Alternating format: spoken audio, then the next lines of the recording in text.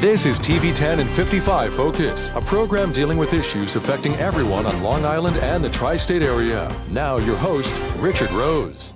Hi, I'm Richard Rose, and welcome to Focus. Today we're going to talk about what is fair trade with China. Does the currency of China undermine U.S. products, exports, and imports? Where is the environment for U.S. business in all of this, and is it fair to American business? Take this, for instance. Just this week, we had Long Island Congressman Steve Israel appearing with some labor leaders, holding up products that are sold to tourists in American parks that are not made in the United States. And Congressman Israel wanting to introduce some legislation that will make it mandatory that products that are sold in U.S. parks, national parks, actually are made in the USA instead of places like Pakistan and China.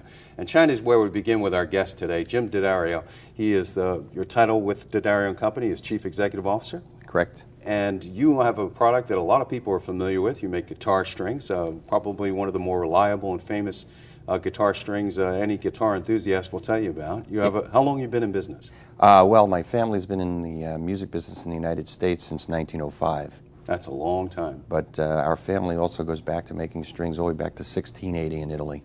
And it's world-renowned. Yes, we're the largest manufacturer in the world. Now, where are your headquarters? Right here in Farmingdale, New York. So here you are, a local business. How many people do you employ? In New York here we have 800. That's a lot of people. Right now everybody's looking, where are the jobs? And they're watching them disappear overseas. How have you managed to keep your workers here? Well, we've been investing in our infrastructure of our business for years. We are very vertically integrated. We spend a great deal of money every year on capital investment to keep our factory very, very state-of-the-art. And we're able to compete with any global company by implementing this automation and also Toyota Lean production system. So we're very, very efficient. And you like keeping the jobs here? You like having a U.S. operation, a Long Island operation? Yeah, we do. We love controlling our own technology and innovation here. You know, we have a lot of trade secrets and things that we wouldn't want to outsource and offshore. So we like keeping it. Yeah, you also do business with countries overseas. You're not anti-foreign business. You like to make a profit and do business with anybody who will do business with you fairly, right? Yeah, more than half our business is export.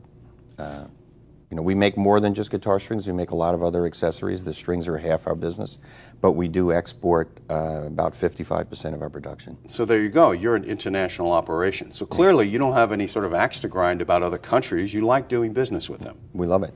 Yet on the other hand, you feel you've been victimized by what? Well, there's lots of issues that face us today that make it a little difficult to compete globally. The first issue is that there is an imbalance in the tariffs that are charged on our products going into other countries and those same products coming into our country. So, give an example. Well, like our guitar strings, for instance, going into Brazil is a 16% tariff. Going into China is a 17.5% tariff. Any strings coming into America, 0.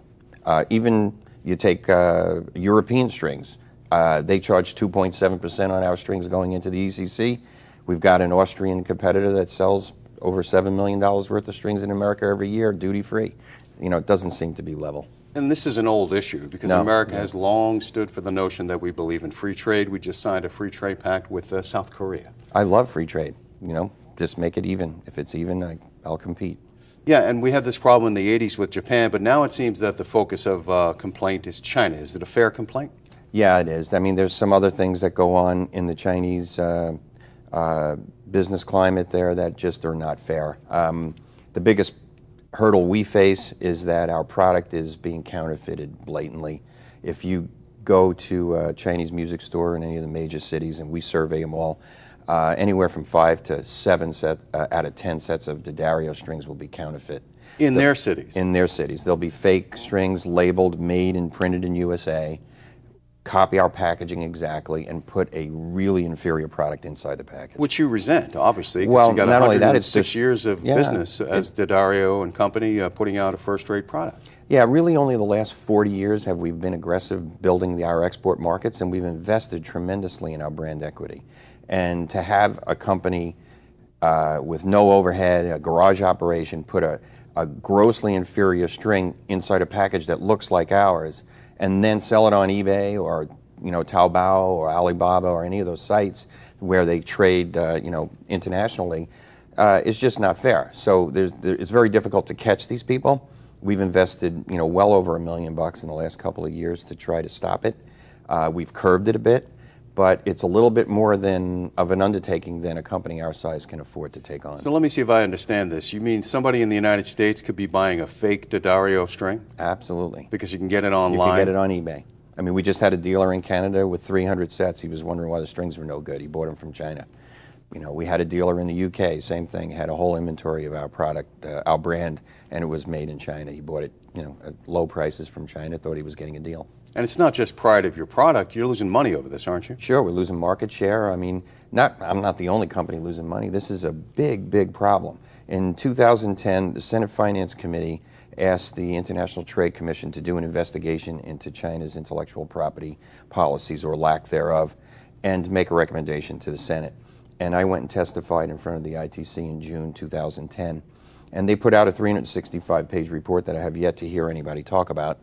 But the report concluded that 2.1 million jobs in America are being lost by China's intellectual property practices. Yeah, you hear a lot of numbers being bounced around, anywhere as high as 3 million, but clearly you believe it's into the millions? Well, they claim it's 2.1 million just on the IP issue. Even if it was a million or 500,000, it's still, it's a great deal of, 2 million jobs would reduce our, our unemployment rate of percent.